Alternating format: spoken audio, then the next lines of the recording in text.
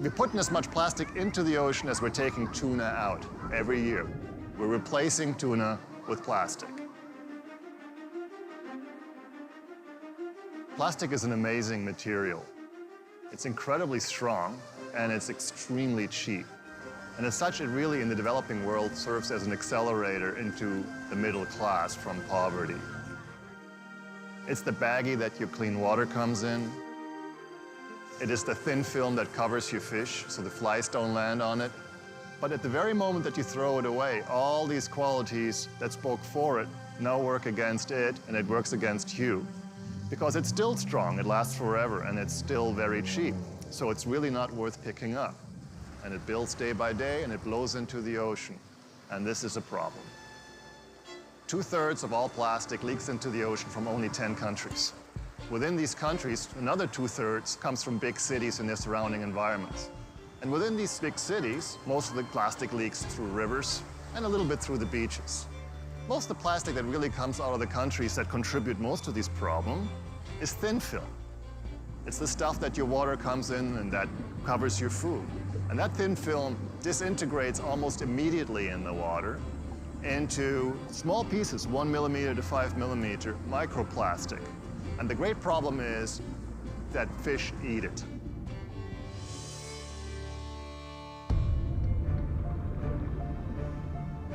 The solution is not about scooping it out of the ocean or even scooping it out of the rivers.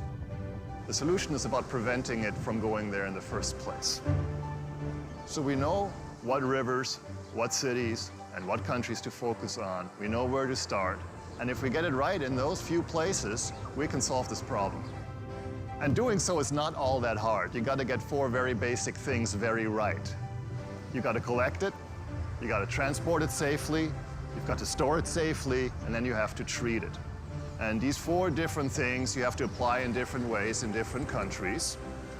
And that is completely possible and within the realm of finance and within the realm of technology to do. We just have to do it.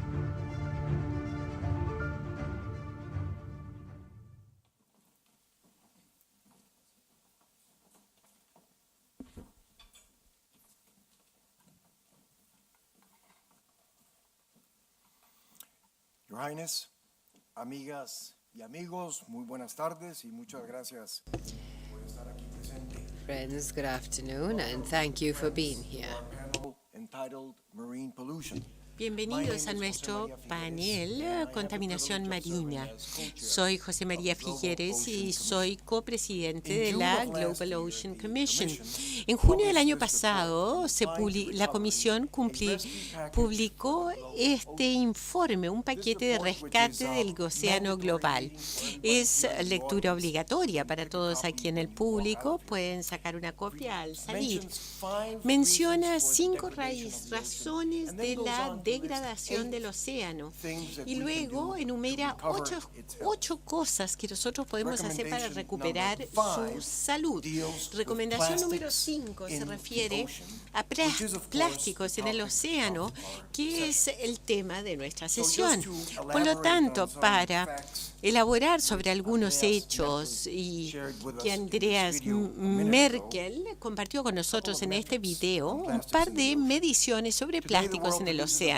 Hoy día el mundo produce 250 millones de toneladas de plástico al año. 80% más o menos del plástico que va al océano proviene de uso en la tierra, tiene origen en la tierra terrestre, y ese es un equivalente de 8 millones de toneladas al año. 15% del plástico permanece en la superficie, luego en la columna de agua 15% más y 70% se va al fondo marino. Científicos han encontrado plástico 1.000 kilómetros costa afuera y a 1.000 metros de profundidad. Si uno va a un restaurante del mar y no ha visto usted plástico en el menú, oiga, prepárese porque ya viene. Sin duda, es un tema de suma importancia. This topic, we have an extraordinary panel, which I will introduce very shortly. Each panelist will have 6 minutes, Then we will go to 5 commitments to action from the floor, and then we will go to your questions, amigas y amigos. So let me introduce our speakers, and then we will call them up in a sequence where Catherine Novelli, who is the U.S. Undersecretary of State for Economic Growth, Energy, and Environment, also responsible for such issues as ocean and wildlife, trade, investment, the digital economy, and renewable energy. Catherine has been doing a tremendous amount of work on ocean issues, and we are privileged to have her with us this afternoon. Then we'll go to Jenna Jambeck, who will give us the dimension of the problem. What is the size? How do we cope with it? She is a professor in the College of Engineering at the University of Georgia. She has directed numerous research projects that deal with ocean matters and biological contaminants as waste. We will then go to 4 entrepreneurs who are presenting solutions to usage of plastic.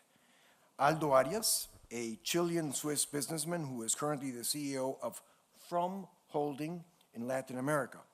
He is the leader in the field of PET, post-consume bottle recycling in Chile, and Fromm is one of the largest companies worldwide to generate packaging by reusing plastic PET bottles.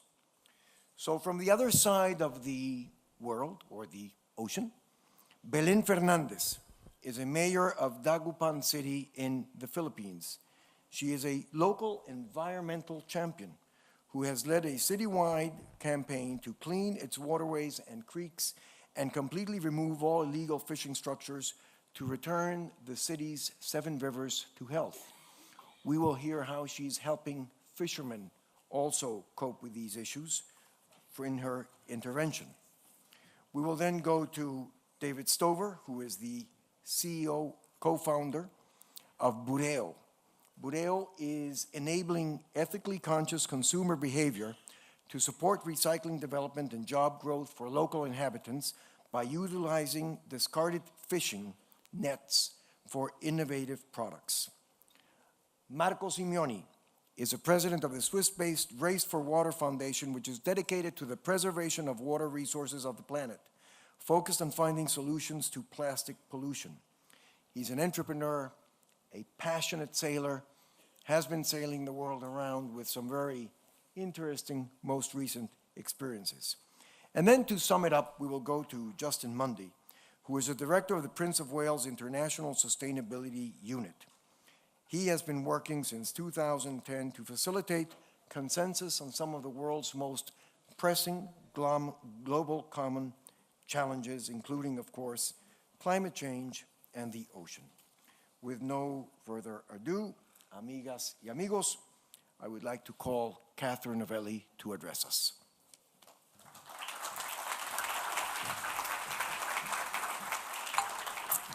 Well, thank you very much, President Figueres, and for your leadership on these issues. It's an honor to be here with this distinguished panel of problem solvers. And I'd like to say, and I'd like to start by saying, we're not here to simply lament the alarming and astounding flow of tons of plastic waste into the ocean every year. We're here to plot the demise of this problem. We're here to sound the death knell for plastic debris in our ocean. Because Andreas Merkel is right, stopping the flow of plastic waste into the ocean is completely possible.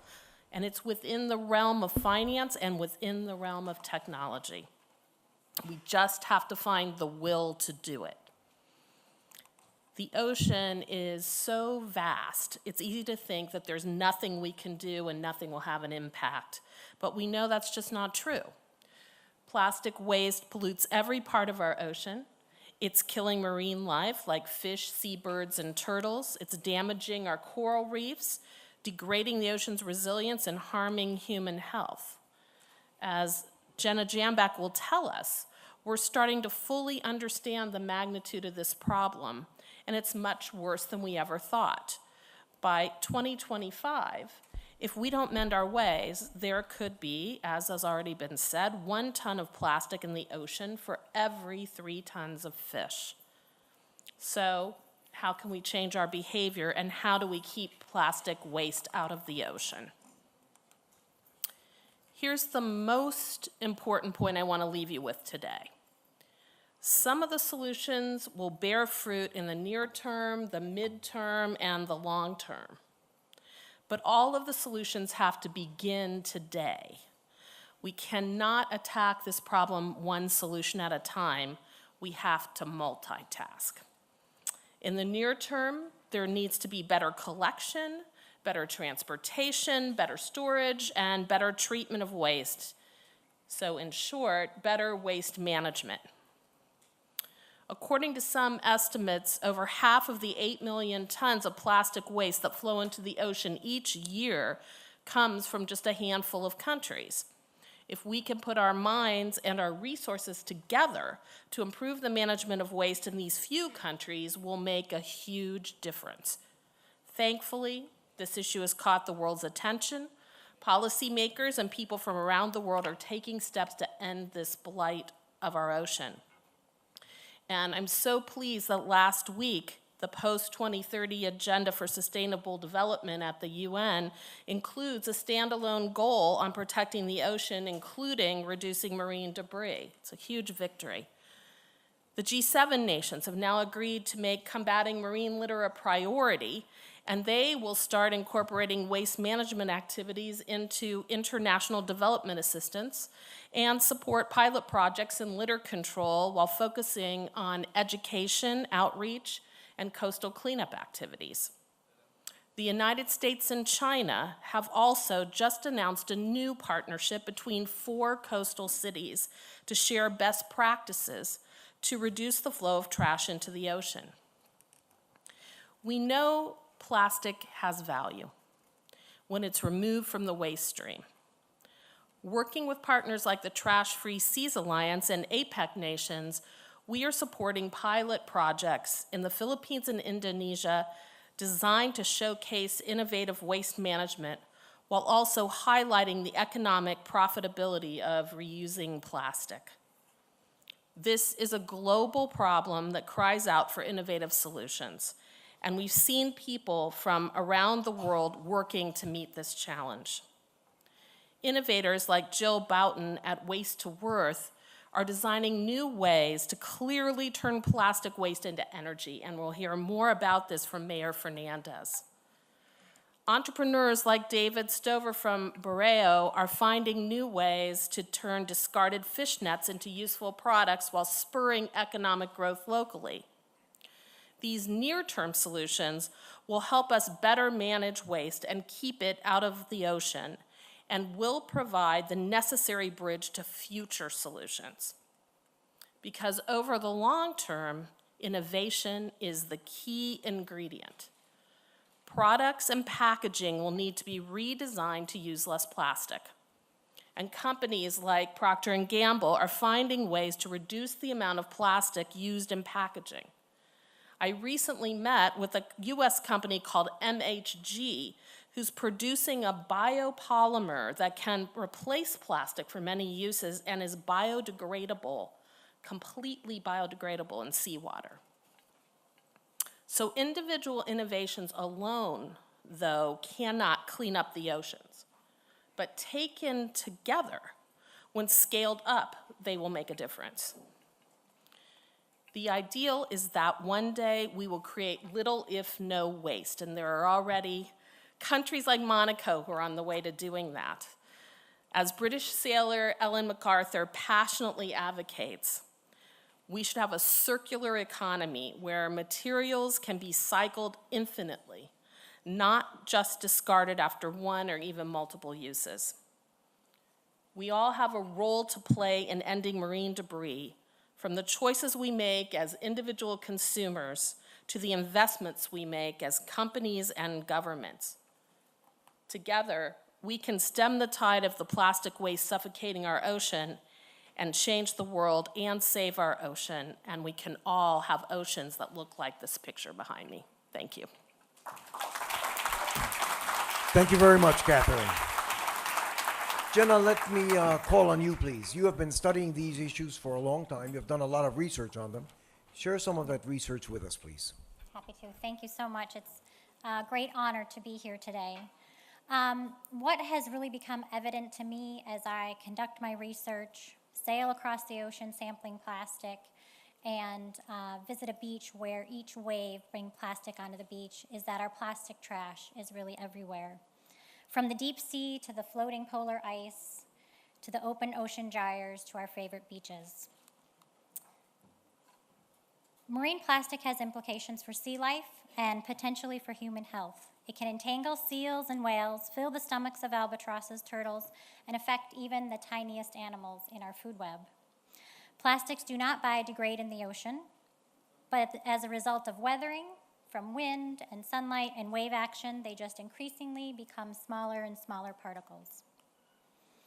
In order to respond to the scale of this problem, we need to understand how much is going into the ocean each year. When we talk about plastic making its way into the ocean from land, we're talking about mismanaged waste from things like litter and openly dumped waste. A portion of the plastic waste is then blown or washed into the ocean. Once plastic enters our oceans, it's not always visible. So understanding the potential risks to our ecosystems requires two things. One, it requires understanding the impact, and two, it requires understanding the exposure. Our recent estimate of plastic entering the ocean informs the second part, this exposure part, just how much plastic is going in, but it also makes us ask, where is this plastic going? In our recent publication in Science, we estimate that 8 million metric tons of plastic is entering the ocean globally from mismanaged waste in 2010. This quantity of plastic is equal to 5 grocery-sized bags filled with plastic for every foot of coastline in the world. When we look at what drives the amount of plastic going into the ocean, we see that the biggest factor is population density. It's in our coastlines. How many people are generating plastic within 50 kilometers of the sea? Next, how much of what all these people throw away is mismanaged and accidentally ends up in the ocean? If we look into the future and assume a business as usual projection, this means we have growing populations, increasing plastic consumption, and increased waste generation, but no increased capture of waste. By 2025, the 8 million metric tons will double, and a cumulative input is possible of 155 million metric tons. So getting the plastics out of the ocean once it's there poses logistical and economic challenges. So knowing the quantities we're dealing with from waste and keeping it out of the ocean in the first place is a major step forward. There are roles for everyone to play in finding the most appropriate way to tackle this problem. What we see when we look across all the data are that some middle-income countries with rapidly growing economies have not yet been able to develop a waste management system to handle the increase in waste generation that comes along with economic development. In high-income countries, where the waste management systems are developed, we still see countries with large coastal populations and high waste generation rates contributing to the input of plastic in the ocean. We know the solutions. We must cut back on plastic waste generation and increase the amount we capture and manage properly. For example, the top 20 countries' mismanaged plastic waste does encompass about 83% of the total in 2010. But with a combined strategy, some of the points we've heard of already, in which total waste management is achieved in our top 10 countries and plastic waste generation is capped, a 77% reduction could be realized by 2025. Although we know how to design waste management systems, waste management is much more than just a design challenge. It also has social and cultural dimensions, so we need to work together at a combination of local and global initiatives. And we need global participation from various stakeholders. Based upon the global interest here, our work together here today, and our work beyond into the future, I'm actually optimistic that this will happen. Increasing the reuse and recycling rates of plastic is also important. Plastic reuse and recycling can grow if the right economic structure is in place to motivate the collection of plastic waste and its reprocessing. Finally, we should consider green engineering principles in how we use plastic and what we use it for. In some cases, we may redesign products, and in others, we may substitute materials. So one thing I want you to remember today, you've heard lots of numbers and lots of figures, but there's people behind all of these numbers and figures. And so we need to collectively come up with creative and inclusive, culturally and socially appropriate solutions. Helping every nation develop waste management infrastructure and address this issue is critical. It not only keeps plastic out of our oceans, but also has large economic and public health benefits. We hold the key to the solutions in the palm of our hands. By changing the way we think about waste, designing products with their end of life in mind, valuing secondary materials, collecting, capturing, and containing our waste, we can open up new jobs and opportunities for economic innovation and, in addition, improve the living conditions and health for millions of people around the world and protect our oceans. Thank you.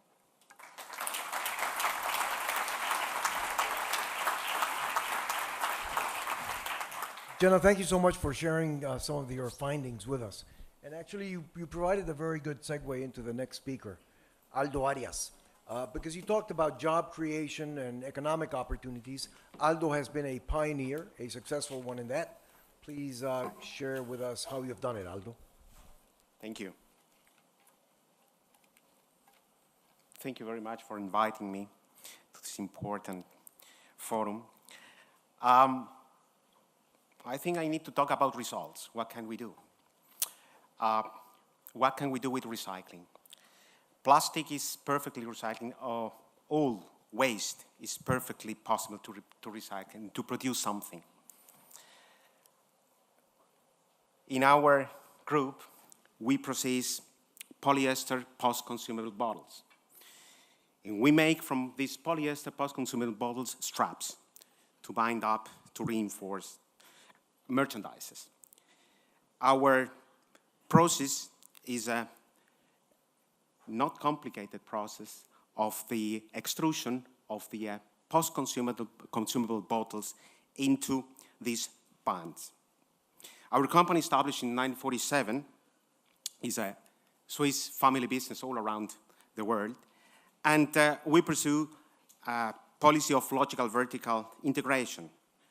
Our production of consumables is focused in the treatment and elaboration of these PET bottles. Our plastic straps, produced with a high technology extrusion, our products are only being produced of recycling materials. We do not use virgin materials at all. We have in Chile one of the biggest plants for attending the whole continent, the Americas. And this enables us to produce from waste bottles high-quality products, high-quality, reliable products. It is perfectly possible to use garbage to produce a sustainable first-quality material.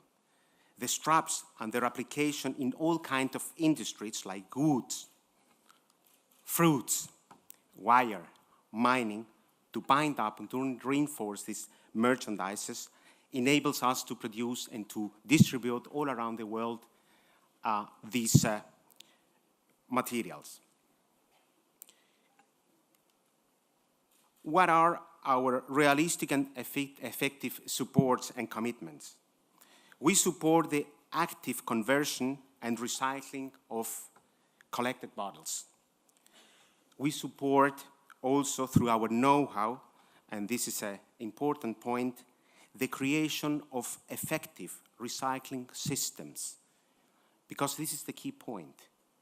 We need to learn to recycle, especially in this part of the world. And at the end of the day, we support the degradation of waste bottles into the oceans, but we need to recycle. We need frame laws to recycle. We need to learn to recycle. We need to learn how to discriminate the waste to be recycled. Our contribution today, we process and achieve an active reduction of 22,000 tons of waste garbage bottles. It means around 400 million of bottles that we can recycle all around the world, let's say in 3 continents, Asia, Europe, and South America. What are the expectations?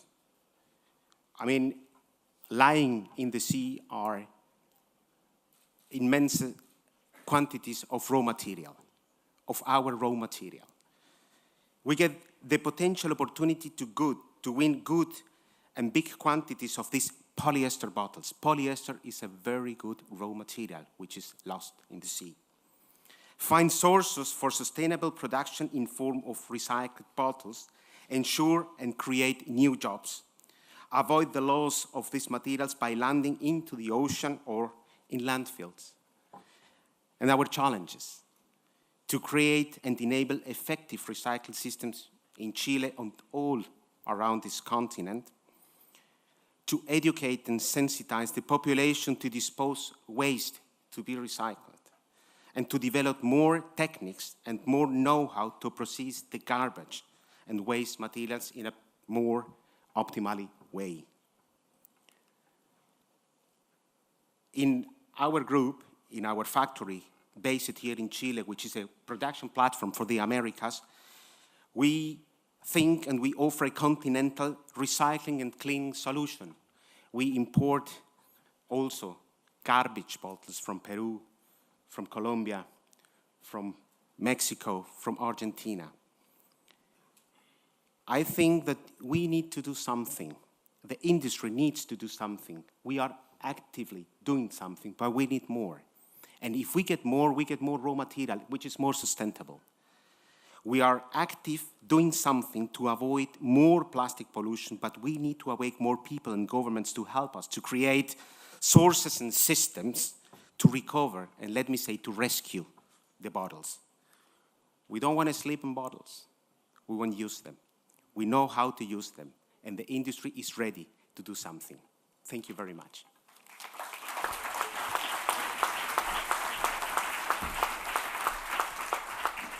Thank you, Aldo. I'm going to call now on Mayor Belén Fernandez to come and address us, but Enrique, I see you up there. Hurry up over here for 15 seconds, please. I want our audience to have a vote here. Come on, Enrique Sala. Venga, mi querida, venga. This is out of the script, but nevertheless. So Belén is going to talk to us about what she has been doing in her city in recovery. But I'm going to ask you for a show of hands and a vote in 10 seconds. So Enrique Sala is about the snazziest, elegantly dressed ocean lover that I know of. However, this jacket is made out of 100% recycled plastic in Asia, where Belén comes from. Show me the inside, the lining of your jacket. Come on. No, come on. Show it to her. No. Look at this. Huh? Look at this. So now, a show of hands in the contest for the most elegantly dressed ocean lover. Who votes for Enrique? Who votes for this jacket?